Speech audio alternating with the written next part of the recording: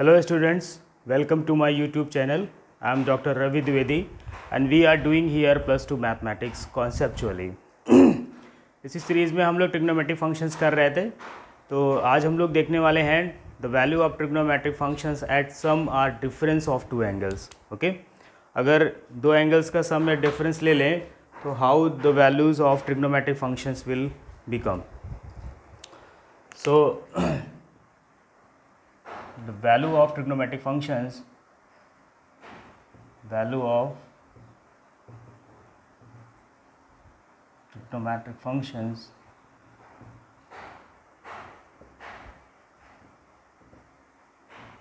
at sum or difference of angles.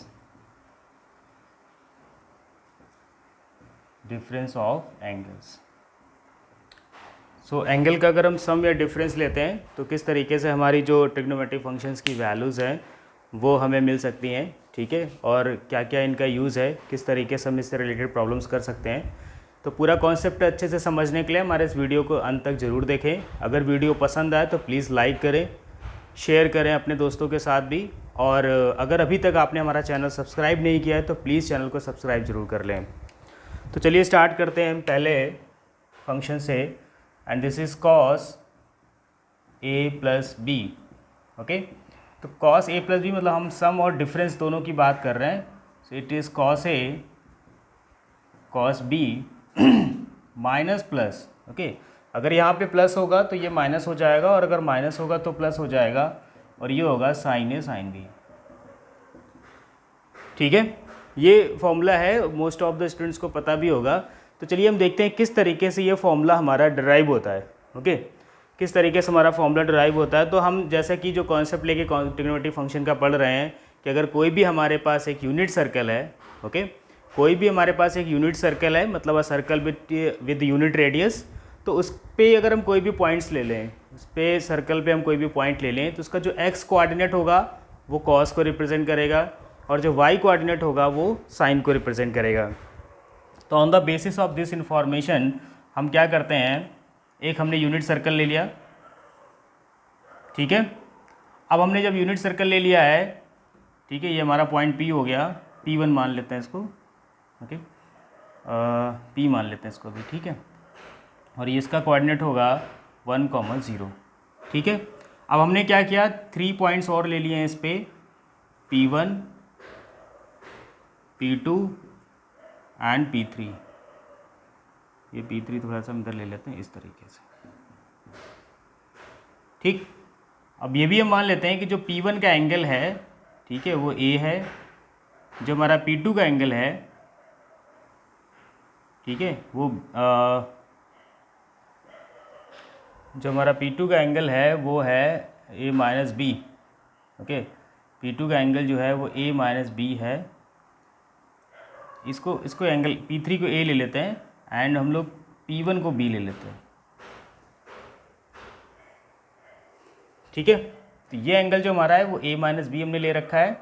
ठीक है, और हमारा जो ये एंगल है इसको हमने B ले रखा है, और इस एंगल को हमने A माइनस बी ले रखा है.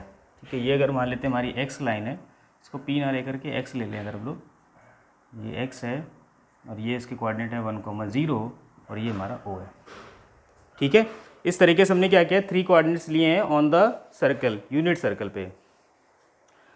ठीक है, तो अब यहाँ पे देख लेते हैं, अगर हमने इस एंगल को B लिया हुआ है, इस एंगल को क्या लिया हुआ है, B लिया हुआ है, तो हमें पता है कि इसके कोऑर्डिनेट्स क्या हो जाएंगे, cos B and sin B, cos B and sin B.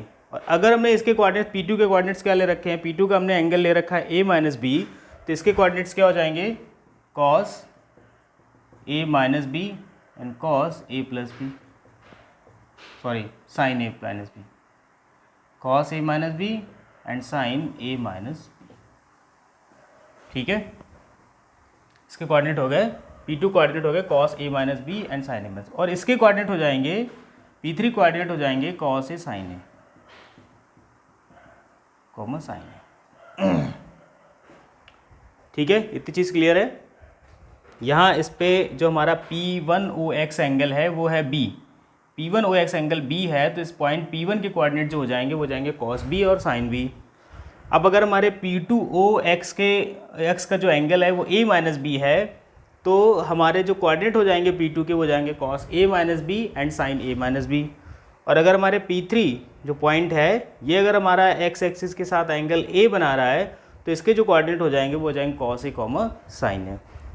दूसरा हमने एक थ्योरम और पढ़ी होगी 10th क्लास में, जो इक्वल कॉर्ड्स होती हैं वो इक्वल एंगल सबटेंड करती हैं, है ना। जो इक्वल कॉर्ड्स होती हैं वो इक्वल एंगल सबटेंड करती हैं। तो अगर हम देखें तो ये वाला हमारा एंगल कितना है, a माइनस बी। ये जो कॉर्ड होगी हमारी P2x, ये कितना एंगल सबटेंड करेगी, एंगल a माइनस बी। और ये हमारा एंगल b है और ये पूरा a है। तो अगर हम इस वाले पार्ट को देखें, किस वाले पार्ट को, इस वाले पार्ट को, तो ये जो कॉर्ड बनेगी हमारी, ये भी कितना एंगल सबटेंड करेगी, a माइनस बी, है ना। तो इक्वल कॉर्ड्स होती हैं वो इक्वल एंगल सबटेंड करती हैं। तो यहाँ पे क्या हमें एंगल इक्वल मिल रहे हैं। अगर एंगल इक्वल हैं तो कॉर्ड्स की लेंथ भी क्या होनी चाहिए, इक्वल होनी चाहिए। तो इसके अकॉर्डिंग हमारा क्या होना चाहिए, इसके अकॉर्डिंग होना चाहिए P2x जो है वो इक्वल होना चाहिए P2 P3 के। इसके अकॉर्डिंग क्या होना चाहिए, जो P2x है वो इक्वल होना चाहिए P2 P3 के। अब P2x की अगर हम बात करें, है ना, अगर हम P2x की बात करें तो देखो यहाँ पे इसके कोऑर्डिनेट क्या है, cos a minus B sin a minus B. X के कोऑर्डिनेट क्या है, 1, 0। तो डिस्टेंस फॉर्मूला होता है कॉर्ड की लेंथ निकालने के लिए, क्या होता है, x2 माइनस x1। तो x2 माइनस x1 हो जाएगा cos a minus B minus 1 square plus sin a minus B, okay, sin a minus B minus 0 square, okay, है ना। क्या हो गया हमारा ये, cos a minus B minus 1 square x2 minus x1 square plus y2 minus y1 square and equal to P2 P3, ठीक है। तो ये क्या हो जाएगा हमारा, ये हमारा हो जाएगा cos a minus cos a minus B square and plus sine a, नहीं हम लोग कुछ गलत कर रहे हैं अभी, हमें ये वाला लेना है, सॉरी, P1 P3, बिकॉज ये एंगल a माइनस बी होगा। ये b है, पूरे से हमने a से b को हटा दिया, तो ये एंगल a माइनस बी है। तो P3 P1 यहाँ पे लेंगे हम लोग, P1 P3 लेंगे। तो जब P1 P3 लेंगे हम लोग तो ये होगा cos a minus cos b, cos a minus cos b square, ठीक है, एंड प्लस में आएगा हमारे पास sine a minus sine B square, और इसके ऊपर होगा रूट, है ना। क्या हम कर रहे हैं, कौन सा कॉन्सेप्ट ले रहे हैं, इक्वल एंगल जो होते हैं, जो सेंटर पे इक्वल एंगल होते हैं, वो जिस कॉर्ड के थ्रू सबटेंड होते हैं वो कॉर्ड भी इक्वल होती है, ठीक है। तो यहाँ पे हमने क्या, कॉर्ड को इक्वल किया, डिस्टेंस फॉर्मूला लगाया, इसको कर लिया, दोनों तरफ स्क्वायर कर देंगे और इनको ओपन करेंगे, ठीक है।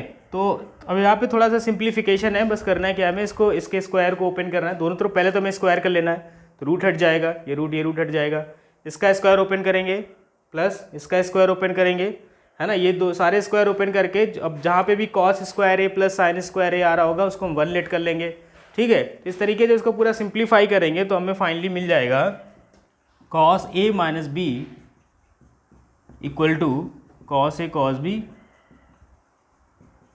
Plus sine a sine b। ये मैंने एक रफ आइडिया दिया है किस तरीके से हमारा ये जो फॉर्मूला है cos a माइनस बी के लिए कैसे प्रूफ होता है, ठीक है। बिकॉज हमें क्या होता है, ये फॉर्मूला से बता दिया जाता है, हमें ये नहीं बताया जाता है किस तरीके से फॉर्मूला ड्राइव हो रहा है ना। तो ये फॉर्मूला ड्राइव हो रहा है using this concept of trigonometric function as a real number, okay. तो हमने क्या किया, ट्रिग्नोमेट्रिक फंक्शंस को यूनिट सर्कल पे लेकर के, ठीक है, यूनिट सर्कल का प्रेजेंटेशन लेकर के, ठीक है, शो किया है, और हमने ये वाला फॉर्मूला जो है वो ड्राइव किया है। अब इसी से अगर हमें a प्लस बी वाला बनाना हो तो हम कैसे बना सकते हैं, इसको हम लोग बना सकते हैं cos a plus a minus minus B, cos a minus minus B, ये हो गया cos a प्लस बी। तो इसके हिसाब से अगर इस फॉर्मूले को लिखें तो cos a cos minus B plus sine a sine minus B, ठीक है। तो अगर पिछले वीडियोस में आपने हमारे वीडियोस देखा हो तो हमने बताया था उसमें cos हमारा इवन फंक्शन होता है जिसमें माइनस का कोई फर्क नहीं पड़ता है, साइन हमारा ऑड फंक्शन होता है, तो यहाँ से माइनस एक बाहर आ जाता है, तो ये क्या हो जाएगा, ये हो जाएगा cos a cos b cos A cos B minus sine A sine B. ठीक है, इस तरीके से। तो ये हमारा हो गया कॉस के लिए, कॉस ए माइनस बी और कॉस ए प्लस बी के लिए फॉर्मूला जो है वो हमने ड्राइव कर लिया है। अब अगर हमें साइन के लिए फॉर्मूला ड्राइव करना है, अगर हमें सेम फॉर्मूला साइन के लिए ड्राइव करना है तो हम क्या करेंगे, अब हम कॉस के फॉर्मूले का यूज़ करके ही साइन का फॉर्मूला ड्राइव कर सकते हैं। किस तरीके से देखते हैं ज़रा। हमने पहले बताया हमारे जो बेस ट्रिग्नोमेट्रिक फंक्शन है वो सिर्फ साइन और कॉस है, बाकी सारे ट्रिग्नोमेट्रिक फंक्शन जो है वो मीन्स बेस्ड जो है वो फाइंड कर सकता है। तो जैसे मान लो साइन ए प्लस बी हमारे पास है, प्लस माइनस लिख लेते हैं, तो sine A cos B plus minus cos A sine B, ये हमारा फॉर्मूला होता है। इसमें प्लस के लिए प्लस आएगा, माइनस के लिए माइनस आता है। ठीक है, तो अब हमें क्या करना है, हमें इस फॉर्मूले को ड्राइव करना है, तो हम कॉस का यूज़ कर लेंगे। साइन को हम लोग लिख सकते हैं cos pi by two minus A plus B. ठीक है, मान लो प्लस के लिए फाइंड कर रहे हैं तो हम इसको लिख सकते हैं cos pi by two minus A plus B. तो इसको हम लोग लिख सकते हैं cos pi by two minus A and minus B. अब ये बन गया कॉस ए माइनस बी का फॉर्मूला बन गया। तो कॉस ए माइनस बी का फॉर्मूला क्या होता है, कॉस ए यानी pi by two minus A cos B, okay, and plus sine A यानी sine pi by two minus A and sine B. ठीक, अब हमको पता है कि cos pi by two minus A जो होता है वो होता है sine A. Cos pi by two ये क्या होता है, साइन ए, तो ये हो गया साइन ए कॉस बी, और ये होता है कॉस ए, तो ये हो गया कॉस ए साइन बी। ठीक है, इसी तरीके से हम क्या कर सकते हैं, साइन ए माइनस बी को ड्राइव कर सकते हैं। यहाँ पे क्या लिख लेंगे, pi by two minus A minus B, तो ये pi by two minus A plus B बन जाएगा, और हम प्लस वाला फॉर्मूला लगा लेंगे कॉस का। ठीक है, फिर हम लोग tan के लिए लिख लेते हैं। tan का हमारा होता है a plus B equal to tan a plus minus कर लेते हैं, tan a plus minus tan b upon 1 minus plus tan a tan b। ठीक है, अगर यहाँ प्लस होगा, यहाँ प्लस आएगा, यहाँ माइनस आ जाएगा, यहाँ माइनस होगा तो यहाँ माइनस होगा, यहाँ प्लस आ जाएगा।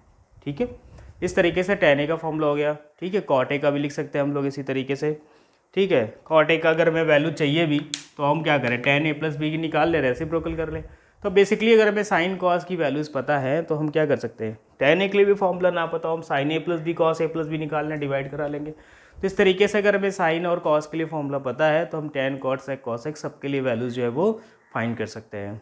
ठीक है, तो इस तरीके से हम करेंगे। अब देखते हैं इनके क्वेश्चंस किस तरीके से, हम क्यों हमें इन सम और डिफरेंस जो एंगल्स की ज़रूरत पड़ती है, अगर हम देख लेते हैं कि क्यों ज़रूरत पड़ती है।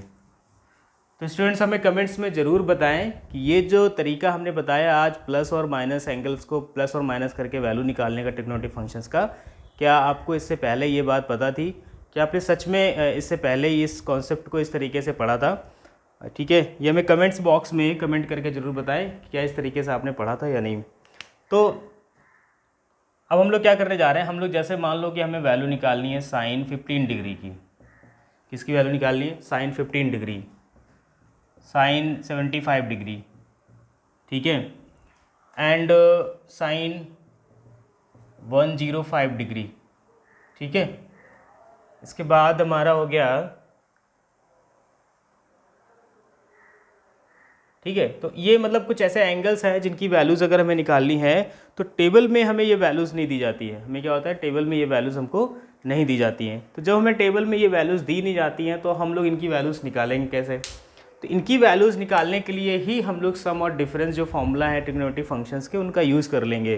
कैसे यूज़ कर लेंगे, जैसे साइन 15 डिग्री है तो साइन 15 डिग्री को हम लोग लिख सकते हैं sine 45 minus 30 degree, sine 45 minus 30 degree. अब साइन 45 माइनस 30 यानी साइन ए माइनस बी बन गया। साइन ए माइनस बी क्या होता है, sine A cos B minus cos A sine B. ठीक है ना, sign A cos B minus cos A sign बन गया हमारा। साइन ए हमें पता है इसकी वैल्यू होती है 1/√2, ये होता है √3/2 माइनस ये होता है 1/√2 और ये क्या होता है, ये 1/2 होता है। तो ये हो गया √3 माइनस 1/2√2। सो स्टूडेंट्स नाम क्या है, अब हम लोग ट्रिग्नोमेट्रिक फंक्शंस के उन एंगल्स की भी वैल्यू फाइंड कर सकते हैं जिनकी वैल्यूज़ हमें टेबल में नहीं गिवन थी, ठीक है। बट हम सिर्फ अभी भी, लेकिन लिमिटेशन है हमारे पास, अभी भी क्या लिमिटेशन, हम उन्हीं एंगल्स की वैल्यूज़ फाइंड कर सकते हैं जिनका सम या डिफरेंस है ना उन एंगल्स के फॉर्म में लिखा जा सके जो हमें वैल्यूज़ टेबल में गिवन है, ठीक है। तो हम उनका सम और एंगल अगर हमें टेबल में गिवन है तो हम उसके बेस पे ही बाकी कुछ एंगल्स की वैल्यूज़ और भी फाइंड कर सकते हैं, ठीक है। अभी भी लिमिटेशन है, पर हम इसके बाद और भी पढ़ेंगे, मल्टीपल पढ़ेंगे जब हम एंगल्स का, तो उसके थ्रू भी हम कुछ एंगल्स की वैल्यूज़ निकाल सकते हैं, ठीक है। तो इसके बाद चलो हम देख लेते हैं कि किस तरीके से इसमें एक दो प्रॉब्लम्स और देख लेते हैं हम लोग कि किस तरीके से प्रॉब्लम वर्क करती हैं।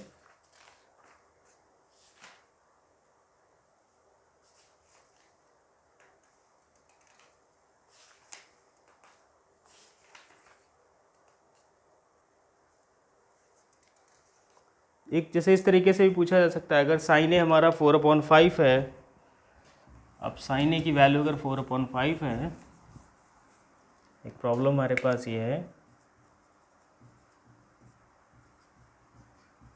Sine A is equal to 4/5 and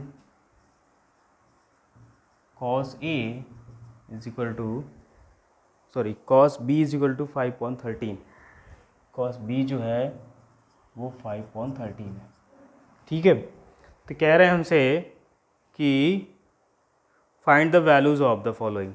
तो हमें किसकी किसकी वैल्यू चाहिए, फाइंड द वैल्यूज़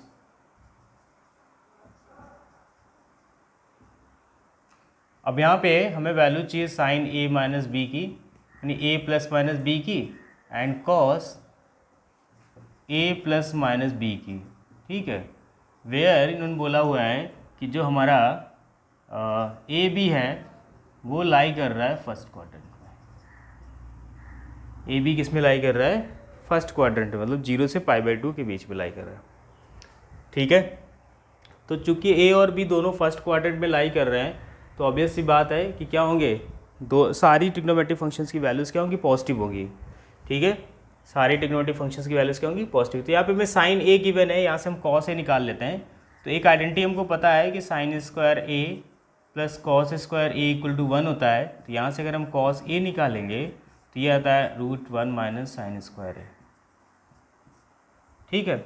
अगर हम इसी आइडेंटिटी से अगर हम साइन ए निकालेंगे तो साइन ए हमारा आ जाएगा √1 माइनस कॉस स्क्वायर ए, ठीक है। तो इस तरीके से हम ये आइडेंटिटी निकाल सकते हैं। अगर हमारा साइन गिवन है तो हम कॉस निकाल सकते हैं, कॉस गिवन है तो हम लोग साइन निकाल सकते हैं, ठीक है। अब यहाँ पे देख लो, मैं साइन ए गिवन है तो हम क्या निकालना है, कॉस ए निकालना है। तो कॉस ए इक्वल टू हमारा हो जाएगा √1 माइनस साइन स्क्वायर ए, 1 माइनस क्या जाएगा ये 16/25, यानी कि 9/25, 3/5। अब ये प्लस वाला हम इसलिए ले रहे हैं बिकॉज हमारा एंगल ए जो है वो फर्स्ट क्वाड्रेंट में है। अगर ये किसी और क्वाड्रेंट में होता जहाँ पे कॉस की वैल्यू नेगेटिव होती है तो हम यहाँ माइनस वाला लेते, ठीक है। बस समझ में आ रही ना, अगर ये फर्स्ट क्वाड्रेंट में है तो वहाँ सारे ट्रिग्नोमेट्रिक फंक्शन पॉजिटिव होते हैं, है ना, मैंने पिछले वीडियोस में बताया है, ठीक है। तो हम यहाँ पे प्लस ले लेंगे बिकॉज ये हमारा फर्स्ट क्वाड्रेंट में है। अब यहाँ से हमें क्या निकालना है, यहाँ से हमें निकालना है साइन बी। तो साइन बी हमारा हो जाएगा 1 माइनस कॉस स्क्वायर बी, और कॉस बी की वैल्यू क्या है 5/13, सो दिस इज 1 माइनस 25/169, ठीक है। ये 144 आ जाएगा ना 12/13, और ये भी हम लोग क्या ले लेंगे, फर्स्ट क्वाड्रेंट पे ले लेंगे। तो जब साइन ए प्लस बी की वैल्यू हम लोग निकालेंगे, अब हमें फॉर्मूला पता है, ठीक है। मैं एक वैल्यू निकाल के दिखा दे रहा हूँ, साइन ए प्लस बी ये होता है sine A cos B plus cos A sine B. अब ये सारी वैल्यूज़ हमको पता है। साइन ए की वैल्यू क्या होगी, साइन ए की वैल्यू हम लोगों को दी है 4/5, कॉस बी 5/13 प्लस कॉस ए हमको गिवन है 3/5 एंड साइन बी हमको गिवन है 12/13। ओके, तो ये हो गया 20 प्लस 36 अपॉन 65, सो फाइनली हो गया 56/65। ये वैल्यू आ गई किसकी, साइन ए प्लस बी की। ठीक, तो इस तरीके से और भी प्रॉब्लम्स है related to sum and difference of angles. ठीक है, वो हम लोग भी वो जितनी ज़्यादा प्रैक्टिस करना चाहो कर सकते हैं। ठीक है, इसके बाद जो नेक्स्ट कॉन्सेप्ट है उसमें ये है कि maximum and minimum value of the trigonometric functions and there combination. ठीक है, तो मैंने पहले ही बताया था कि जो हमारा साइन होता है, जो हमारा साइन एक्स होता है, इसकी मैक्सिमम वैल्यू 1 होती है, मिनिमम वैल्यू -1 होती है। ठीक है, हमारा जो कॉस एक्स होता है इसकी मैक्सिमम वैल्यू 1 होती है, मिनिमम वैल्यू -1 होती है। tan एक्स की हमारी मैक्सिमम वैल्यू इन्फिनिटी होती है एंड मिनिमम वैल्यू -इन्फिनिटी होती है। ठीक है, कॉसेक एक्स जो हमारा होता है, cosec x greater or equal to 1 होगा और लेस आर इक्वल टू -1 होगा। ठीक है, सिमिलरली हमारे लिए सेक भी होता है, सेक एक्स जो होता है ग्रेटर आर इक्वल टू 1 होगा और लेस आर इक्वल टू -1 होगा। ठीक है, और इसी तरीके से हम कॉट एक्स की वैल्यू भी लिख सकते हैं। तो कॉट एक्स भी हमारा क्या होता है, -इन्फिनिटी टू +इन्फिनिटी भी, है ना, इस तरीके से ही हमारा होता है। एक मिनट, ओके, जो हमारा कॉट एक्स होता है वो भी हमारा -इन्फिनिटी टू +इन्फिनिटी बीच में लाई करता है। तो कॉट एक्स जो हमारा हो गया वो भी इन्फिनिटी टू -इन्फिनिटी। तो ये हमारी रेंज है ट्रिग्नोमेट्रिक फंक्शंस की। साइन एक्स जो हमारा होगा वो -1 से 1 के बीच में लाई करेगा, कॉस एक्स -1 to 1 के बीच में लाई करेगा, tan -infinity to infinity. Cosec जो हमारा होगा वो ग्रेटर आर इक्वल टू 1 होगा या फिर लेस आर इक्वल टू -1 होगा। कोई एक केस बनेगा, या तो ग्रेटर होगा या फिर किसी इंटरवल में या तो ग्रेटर होगा या फिर लेस देन होगा। और सेक की वैल्यू या तो ग्रेटर आर इक्वल टू 1 होगी, यहाँ पे भी सेक होगा, सेक एक्स जो होगा लेस आर इक्वल टू -1 होगा, और कॉट जो होगा -इन्फिनिटी टू इन्फिनिटी होगा। तो इस तरीके से ये रेंज हो गई। अब अगर हमको ये बताना हो कि maximum and minimum value of the expression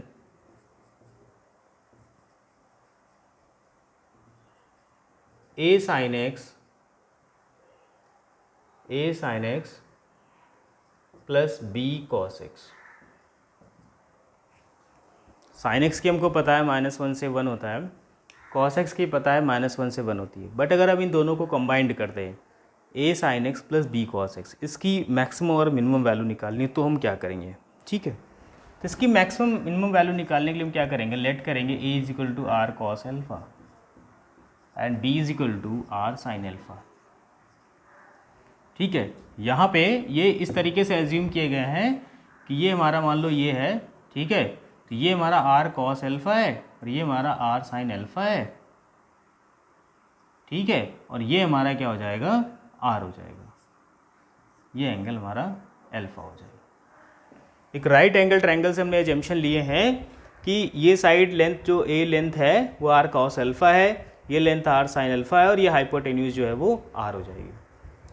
ठीक है, तो यहाँ से अगर हम देखें एक रिलेशन इनके बीच में बनाएं तो हमारा R square is equal to आ जाएगा, ऐसे कर लें, A square plus B square. तो इनको दोनों को जब स्क्वायर करके ऐड कर देंगे तो आर स्क्वायर कॉमन आ जाएगा, cos square alpha plus sine square alpha, और इसकी वैल्यू होती है 1, तो ये आ गया 1 आर स्क्वायर। ठीक है, ये हम किस तरीके से आर की वैल्यू निकालेंगे बता रहे हैं। और यहाँ पे अगर हम इन दोनों को डिवाइड करा दें, बी अपॉन ए कर दें, तो b अपॉन ए से आर कट जाएगा और ये आ जाएगा tan अल्फ़ा। तो अगर हम यहाँ से अल्फ़ा निकालना हो तो tan इनवर्स कर सकते हैं b अपॉन ए। अल्फ़ा की वैल्यू क्या होगी, tan इनवर्स b अपॉन ए का मतलब है b अपॉन ए कुछ वैल्यू होगी tan में। ठीक है, वो जब कैंसिल हो जाएगी तो हमें यहाँ से अल्फ़ा ये एंगल मिल जाएगा। नहीं भी कैंसिल होगी तो हम इस फॉर्म में भी लिख सकते हैं tan इनवर्स b अपॉन ए, ये हमारी अल्फ़ा की वैल्यू हो जाएगी। अब इसके बाद हमें ये वैल्यूज़ मिल गई, तो जरा हम देखते हैं कैसे मैक्सिमम मिनिमम वैल्यू निकालते हैं। यहाँ सब्सटीट्यूट कर देते हैं हम लोग, A R cos alpha, R cos alpha sine x plus R sine alpha cos x. ठीक है ना, आर से कॉमन कर लें अगर हम, तो ये हमारा है cos alpha sine x plus sign alpha cos x. ठीक है ना। अब ये क्या बन जाएगा, ये बन जाएगा sine alpha plus X, sine A plus B के फॉर्मूले से क्या बन जाएगा, sine A cos B plus cos A sine B, ये हमारा बन गया साइन अल्फा प्लस एक्स। अब जरा आते हैं हम अपने इस एजम्पशन पे, हमें पता है कि हमारा साइन एक्स जो होता है वो -1 से +1 के बीच में लाई करता है, तो साइन अल्फा प्लस एक्स जो होगा, साइन अल्फा प्लस एक्स जो होगा ये भी किसके बीच में लाई करेगा, 1 से -1 के बीच में। ठीक है, अब इसमें अगर हम r से मल्टीप्लाई करा दें माइनस r, है ना, तो ये हो जाएगा r sine alpha plus x, और ये लेस आर इक्वल टू क्या हो जाएगा, r हो जाएगा। ठीक है, तो हम देख सकते हैं कि जो हमारा ये जो फंक्शन आया r sine alpha plus x और r साइन अल्फा प्लस, इसकी वैल्यू जो है वो r और प्लस r के बीच में लाई करती है। ठीक है, तो अगर हम देखें तो ये हमारा जो एक्सप्रेशन है ये एक्चुअली है क्या, ये एक्चुअली हमारा यही वैल्यू तो है, a sine x plus B cos x. ठीक है, और इसी से हमने इसको बनाया हुआ है, तो ये वैल्यू किसके इक्वल हो जाएगी, हमारे इस एक्सप्रेशन के इक्वल हो जाएगी। और r हमारा क्या है, r हमारा है under root A square plus B square, so minus root A square plus B square less or equal to ये हो जाएगा a sine x plus B cos x, और ये इक्वल टू हो जाएगा under root of A square plus B square. तो हम देख सकते हैं कि हमारा एक्सप्रेशन इस तरीके से दिया है, sine x plus B cos x form में दिया गया है, तो इसकी जो मैक्सिमम वैल्यू होगी वो under root of A square plus B square के इक्वल टू होगी, और जो मिनिमम वैल्यू होगी वो minus of under root A square plus B square के इक्वल टू होगी। ठीक है, तो इस तरीके से मैक्सिमम और मिनिमम वैल्यू अगर एक्सप्रेशन की निकालनी हो तो हम इस कॉन्सेप्ट का यूज़ करके निकाल सकते हैं। एक क्वेश्चन देख लेते हैं, जैसे कि हमें गिवन है इट इज़ गिवन है 7 cos x plus 24 sin x। ठीक है, 7 cos x plus 24 sin x। अब हमें क्या करना है, इसकी मैक्सिमम और मिनिमम वैल्यू चाहिए। तो मैंने पहले बताया हम कंपेयर कर लें, a हो गया 7, नहीं सॉरी a हो गया 24, ठीक है, और b हो गया 7। ठीक है, तो मैक्सिमम वैल्यू क्या होती है हमने बताया, मैक्सिमम वैल्यू होगी under root of A square plus B square. तो ए स्क्वायर हो गया यानी कि ए स्क्वायर मतलब हो गया ये 524 स्क्वायर, यानी ये 576 आता है, और ये आएगा 49, दिस इज़ 625, तो ये आ गया 25। ठीक, मिनिमम वैल्यू की अगर हम बात करें तो इसी का माइनस हो जाएगा बस। ठीक है, तो ये प्लस 25 हो गया मैक्सिमम वैल्यू, और माइनस 25 हो जाएगी मिनिमम वैल्यू। मिनिमम वैल्यू क्या हो जाएगी, -25। ठीक, तो इस तरीके से अगर हमें एक्सप्रेशन दिया है और मैक्सिमम और मिनिमम वैल्यू अगर हमें फाइंड करनी है तो हम इस तरीके से भी इसको फाइंड कर सकते हैं। ठीक है, इसके बाद अगर हम इस एक्सप्रेशन को ओनली साइन या कोसाइन के फॉर्म में कन्वर्ट करना चाहें, क्या करना चाहें, अगर हम इस एक्सप्रेशन को साइन या कोसाइन के फॉर्म में कन्वर्ट करना चाहें, तो अभी जैसे कि मैंने बताया था अगर इसको हमें साइन के फॉर्म में कन्वर्ट करना है तो हमने क्या किया था, a is equal to R sine alpha लिखा था, b is equal to R cos alpha लिखा था। ठीक है, तो हम लोग क्या करेंगे, हम लोग करेंगे ये कि इस जो ये हमारे पास a है, इसको a को हम लोग क्या लिख सकते हैं, a को लिख सकते हैं ये छोड़ो, ऐसे एक काम ये करते हैं, इसको अगर हमें साइन या कॉस के फॉर्म में कन्वर्ट करना है तो वी विल डिवाइड, हम क्या करेंगे, divide the whole equation by under root A square plus B square, equation by under root A square plus B square. तो जब इसको अंडर रूट ए स्क्वायर प्लस बी स्क्वायर से डिवाइड करा देंगे तो this is a upon A square plus B square sine x plus b upon under root A square plus B square cos x. ठीक है, मैंने यहाँ पे बताया था कि हमारा ए बी जो है वो एक ट्रायंगल की अगर साइड है, ये हमारा ए है ये बी है, तो ये क्या आ जाएगा अंडर रूट ए स्क्वायर प्लस बी स्क्वायर। और अगर ये एंगल हम अल्फा मान लेते हैं, थीटा मान लेते हैं, तो a upon under root A square plus B square किसको रिप्रेजेंट करेगा, base upon hypotenuse, base upon hypotenuse किसको रिप्रेजेंट करेगा, कॉस अल्फा को। तो इसकी जगह हम क्या लिख सकते हैं, cos alpha into sine x plus, अब यहाँ देखो b upon perpendicular upon hypotenuse, ये रिप्रेजेंट करता है साइन एक्स को, यानी यहाँ से हो जाएगा साइन अल्फा, तो साइन अल्फा कॉस एक्स। ठीक है, और ये क्या बन जाएगा, ये बन जाएगा हमारा साइन अल्फा प्लस एक्स। तो हमने क्या किया, इस पूरे एक्सप्रेशन को एक सिंगल एक्सप्रेशन साइन या कॉस के फॉर्म में कन्वर्ट कर लिया। ठीक है। तो इस तरीके से अब यहाँ पे देखो एक चीज़ और देखो, हमने डिवाइड कराया है तो यहाँ पे मल्टीप्लाई भी करा लो, ठीक है। तो यहाँ पे बेसिकली क्या आ जाएगा, इसके साथ में रूट ए स्क्वायर प्लस बी स्क्वायर और आ जाएगा। तो इस तरीके से एक सिंगल एक्सप्रेशन में कन्वर्ट हो गया, ठीक है। इसका जरा एक प्रॉब्लम देख लेते हैं, फिर हम लोग इस चैप्टर को कंप्लीट कर लेंगे।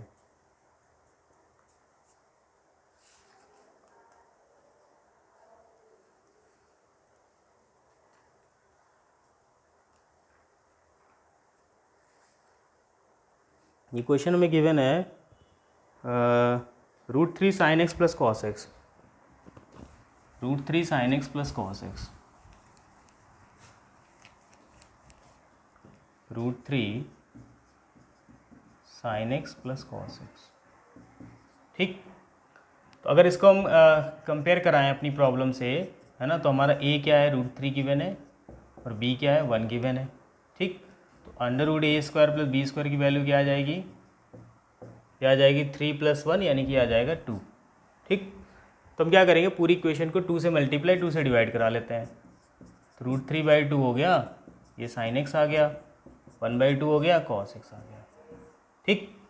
अब अगर इसको हमें किस में कन्वर्ट करना है, साइन के फॉर्म में कन्वर्ट करना है, सिर्फ साइन के फॉर्म में। तो यहाँ साइन है, यहाँ में cos चाहिए, तो ये cos में किसकी वैल्यू होती है, cos 30 की वैल्यू होती है, ठीक है। √3/2 cos 30 और sin x प्लस ये sin 30 की वैल्यू होती है, ठीक है, और ये हो गया cos x।